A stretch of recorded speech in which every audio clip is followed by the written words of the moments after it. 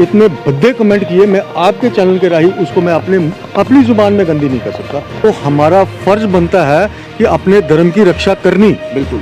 तो हमने वो किया। जब हमने किया तो कुछ लोगों को उससे तकलीफ हुई, कुछ बेवकूफ़ लोग, अनपढ़ लोग जो अपने भद्दे और गंदे कमेंट्स उन पोस्टों पे करते हैं। मिलिटेंट जो हरकत करता है वो लोगों को गोली के साथ मारता है, ये लोगों को बातों के साथ मारते हैं। कुछ लोग, कुछ शरारती तत्व हैं ऐसे जिनके दिमाग में ये फोबिया। मुझे ये बताएं इनमें और उनमें क्या फ़र्क है?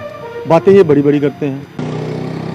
आपने कैप्शन पढ़ लिया होगा और कैप्शन में साफ तौर पे ये लिखा है कि आखिरकार कौन ऐसे लोग हैं जो हिंदुस्तान में आपसी भाईचारा खराब करने की कोशिश कर रहे हैं। हिंदुस्तान एक गुलदस्ता है जहां पर तमाम धर्मों के लोग एक साथ मिलजुल कर रहते हैं, लेकिन कहीं ना कहीं कुछ शरारती तत्व, अब उनको क्या नाम दिया जाए ये आप लोग ही डिसाइड कीजिए। एक लड़ाई हिंदुस्तान आतंकवाद से लड़ रहा है, जो पड़ोसी मुल्क कोशिश करता है यहां पर हालात बार बार बिगाड़े जाएं, आपसी भाईचारा, शांति भंग की जाए। और कुछ लोग हिंदुस्तान के अंदर भी ऐसे हैं जो उग्रवादियों की तरह हथियार तो नहीं उठा रहे, लेकिन काम उन जैसा ही कर रहे हैं, आपसी भाईचारे को खराब करने का, आपस में लड़ाई झगड़े पैदा करने का। आखिरकार ये कौन लोग हैं जो भाईचारा खराब कर रहे हैं और भाई भाई को एक दूसरे से लड़वा रहे हैं? तमाम लोग जानते हैं कि पिछले कुछ दिनों से कुछ वीडियो वायरल हैं और बहुत बार प्रदर्शन भी पिछले 2-3 दिन से देखने को मिले हैं। पूरा मामला क्या है, इससे बात करने के लिए हमारे साथ टीपी अमन जी हैं, इनसे बात करेंगे। अमन जी, ये जो पिछले कुछ दिनों से लगातार प्रदर्शन भी देखे हमने, सब कुछ हुआ, उसके बाद ये जो सोशल मीडिया बहुत अहम भूमिका निभाती है किसी की ज़िंदगी संवारने के लिए और बिगाड़ने के लिए, एक आसानी से एक ऐसा माध्यम लोगों को मिल गया है जहां पर अपना गुस्सा जाहिर करते हैं, जहां पर अपना प्यार जाहिर करते हैं। हालांकि साइबर क्राइम इसके लिए बैठा हुआ है, कोई इस तरह का माहौल बिगाड़ता है उनके खिलाफ कार्रवाई भी होनी चाहिए। ये पिछले 3-4 दिन से हो क्या रहा है और क्या लगता है कि इसका किस तरीके से समाधान आने वाले दिनों में देखने को मिल सकता है? देखिए राहुल जी, अगर कोई धर्म अपने धर्म को बचाने के लिए आवाज़ उठाए तो मुझे आप बताएं कि वो कितना गलत है। बिल्कुल सही है, हर एक को हक है। अगर हमने हमारे धर्म पे किसी तरह की कोई टिप्पणी होती है तो हमारा फ़र्ज़ बनता है कि अपने धर्म की रक्षा करनी। बिल्कुल। तो हमने वो किया। जब हमने किया तो कुछ लोगों को उससे तकलीफ हुई। अरे भाई, हम तो आज भी ये बात बोलते हैं कि अगर ये गुलदस्ता है इसको गुलदस्ता ही रहने दो, आप इसको धर्म के नाम पे मत छेड़िए। बिल्कुल। और जब हम उसको अपने धर्म के लिए कुछ मीडिया के आगे या कुछ एडमिनिस्ट्रेशन के आगे जब बात रखने जाते हैं, अफसोस कुछ बेवकूफ़ लोग, अनपढ़ लोग जो अपने भद्दे और गंदे कमेंट्स उन पोस्टों पे करते हैं, बात का पतंगड़ बनाते हैं। बिल्कुल।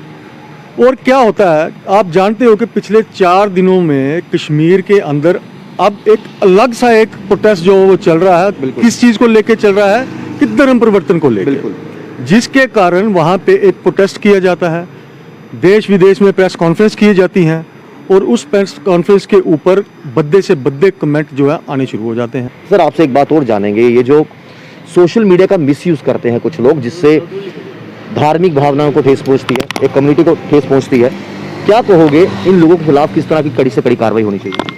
देखिए, मैं तो यही समझता हूँ कि ये वही लोग हैं जो एक मिलिटेंट जो हरकत करता है वो लोगों को गोली के साथ मारता है, ये लोगों को बातों के साथ मारते हैं। इनके साथ भी एक एंटी नेशनलिस्ट की तरह बर्ताव होना चाहिए, वैसा ही मुकदमा इनके ऊपर भी चलना चाहिए ताकि देश का माहौल, स्टेट का माहौल जो है ये ख़राब ना हो।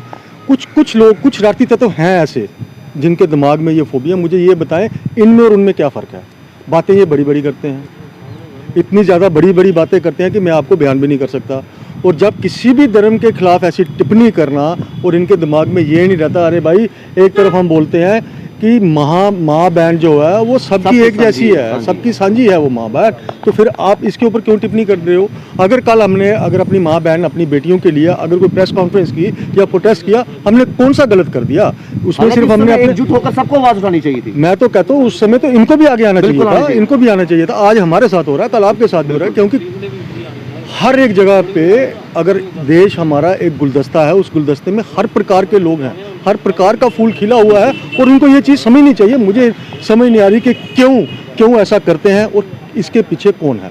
अब देखिए कल जब इन्होंने जब हमारी एक किसी मीडिया चैनल पे प्रेस कॉन्फ्रेंस चली, उस पे इस शख्स ने इतने भद्दे कमेंट किए। मैं आपके चैनल के राही उसको मैं अपनी ज़ुबान में गंदी नहीं कर सकता कि उसने ऐसे शब्द यूज़ किए हमारी बहनों के खिलाफ, हमारी माँओं के खिलाफ, और तो और हमारे गुरुओं के खिलाफ। यहाँ तक उसने बोला कि अब कहाँ गई आपकी तलवारें, अब कहाँ गए आपके लंगर। ओ अरे भाई मेरी बात सुन, हमारे गुरुओं ने तलवारें उठाई इस देश की खातिर। हमारे गुरुओं ने अपना वंश तक बारा, अपने 4 बेटे, अपनी माँ, अपने सब कुछ उन्होंने बारा इस देश की खातिर। और हम तलवार तब उठाते हैं जब जुल्म हद से ज़्यादा हो जाए। उससे पहले हम कानून के दायरे में रहने वाले शख्स हैं, हम पहले कानून का सहारा लेते हैं। जब हमें लगता है कि अब हमें ज़रूरत पड़ेगी हम तब तलवारें उठाते हैं। तेरे बेवकूफ़ों की बातें सुन के हम तलवारें नहीं उठाते, ना ही हमें कोई शौक है। एक चीज़ आपसे जानेंगे अमन जी, कोविड का साल पिछला भी गया, ये भी था, आप भी समाज सेवक हो, क्या आपने सबकी मदद, जो भी किसी को खाना मुहैया करवाया, किसी को ऑक्सीमीटर, किसी को दवाइयाँ, इसी तरीके से और भी संस्थाएं थी, चाहे वो हिंदू, मुस्लिम, सिख, ईसाई, किसी भी भाई ने, क्या उन्होंने कभी किसी को दान पुण्य करने से पहले ये सोचा कि भाई ये हमारी कम्युनिटी का नहीं है, ये उस कम्युनिटी का नहीं है? जब आपसी गुलदस्ता, आपसी भाईचारा इतना अच्छा है, तो फिर क्यों इस तरह के लोग अभी भी बाहर घूमते हैं जो माहौल खराब करते हैं? और किस तरह की कार्रवाई की मांग आप करते हो पुलिस प्रशासन से? देखिए, जो बात आपने की कि सेवा, उसने सेवा को लेके भी टिप्पणी की, और मैंने आपको पहले भी बोला कि उसने बोला लंगर। अरे भाई, लंगर की जो प्रथा है ये हमारे गुरु नानक देव जी ने 20 रुपये से स्टार्ट की थी, जो आज तक चलती आ रही है, और ये हमारा फ़र्ज है। आप गुरुद्वारे में चले जाओ या जहाँ कहीं लंगर लगा हो वहाँ पे जाके देखना, कभी किसी भी जात को और पात को नहीं देखा जाता। एक ही पंगत में बैठ के सारी संगत जो है वो लंगर छकती है। उसमें ना होता है हिंदू, ना होता है मुस्लिम, ना सिख, ना क्रिश्चियन, ना ऊंच ना नीच। ये हमारे लंगर की खासियत है।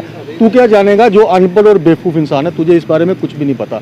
पहले अपने बुजुर्गों से पूछो कि हमारी सिख कम्युनिटी का इतिहास क्या है, उसके बाद तू ऐसी बातें करना।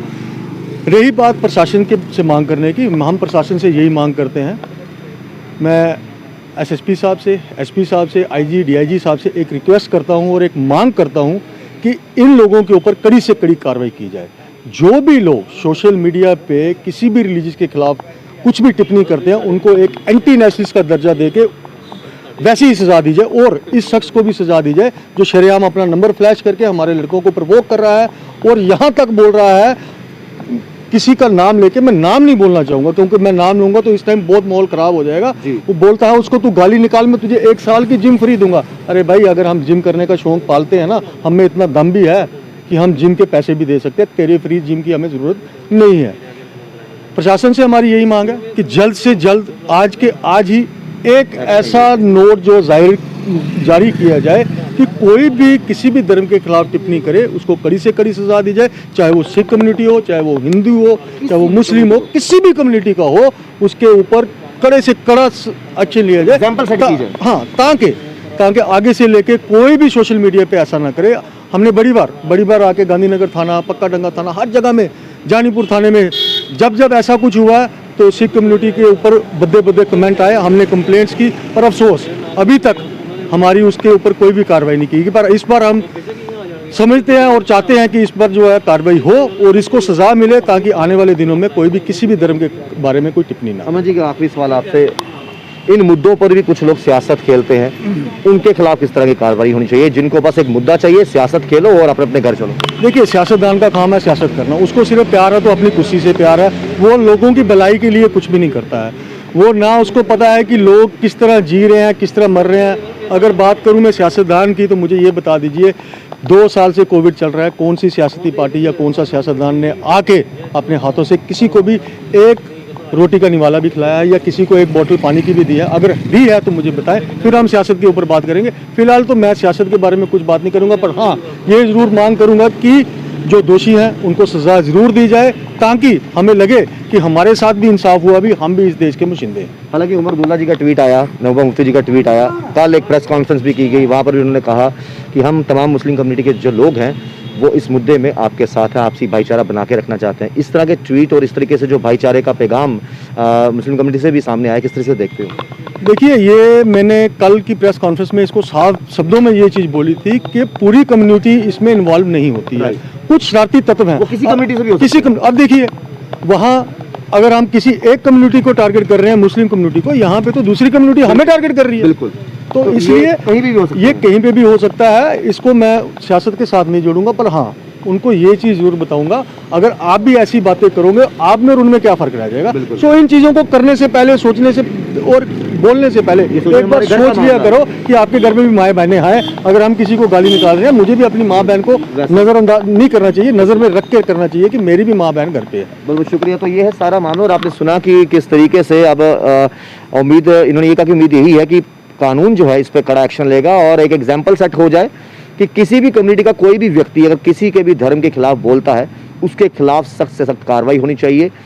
एक के खिलाफ सख्त कार्रवाई होगी तो 10 अपने आप सीधे हो जाएंगे। जुड़े बस के साथ श्याम जी राहुल खत्री, बाहु एक्सेस के लिए। आओ वीज़ा लवा लो जी, वीज़ा फैक्ट्री आई आ। ऑस्ट्रेलिया होवे या अमेरिका, हर कंट्री हर मुल्क दा जल्दी वीज़ा लवा लो जी, वीज़ा फैक्ट्री आई आ। कभी बेड सोने के अलावा खेल का मैदान होता है, खाने की मेज पर खाने के अलावा अपनों का साथ होता है। इसीलिए तो हम कहते हैं कि एक मकान घर तब बनता है जब वो KS फर्नीचर से सजता है।